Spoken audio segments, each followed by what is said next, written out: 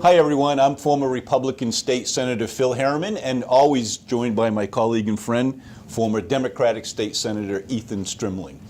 Ethan took to the blogosphere earlier this week on the Maine Sunday Telegram to express, shall I say, his budding bromance with Senator Angus King.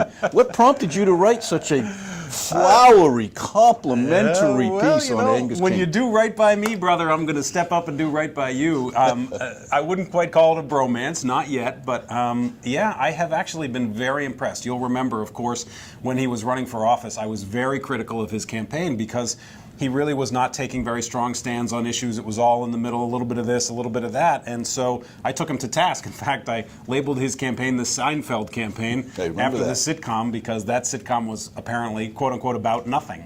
And I felt like that's what his campaign was. But since he has been in the U.S. Senate in the last 2 years, on a number of issues, he has really started to stick his neck out. XL pipeline, on guns, on Obamacare. He's stepped right up. And the thing that put me really over the edge in the support was when he voted in favor of Obama's immigration executive orders.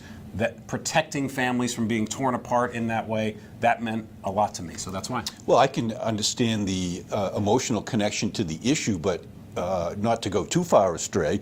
President Obama, in his own words, pronounced to America that he didn't have the constitutional authority to act single-handedly as he has since done, and Angus King is actually embracing what he decided to do. So that, I suspect, will continue to unfold.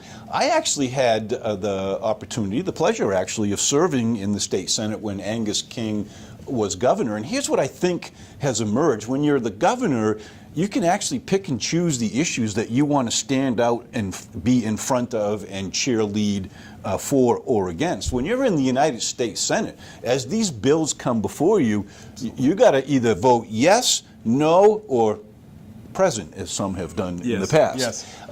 And in this case, Angus is making it very clear that he is a very liberal, progressive senator. And it's going to be interesting to see how he comes back to the center, if you will, or the middle, as he tried to portray in his campaign to be elected. Yeah, I mean, I think that you can, of course, in the Senate also try to be in the middle and vote against cloture so that the debate doesn't happen and pretend you support the issue. But he hasn't done that. And that's actually, it's not that I agree with everything he's voted. He voted against the Equal Pay Act. I was very disappointed about that. He voted against assault weapons ban. I was very disappointed in that. But he's taking very firm stands. He's not trying to straddle issues.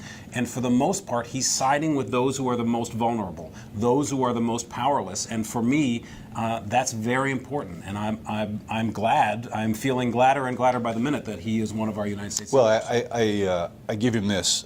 Clearly, he's, as you say, not taking the opportunity to parse his votes to be on both sides of issues. He's calling it as he sees them, and that's why we send people to Washington, isn't it? Yes, it is.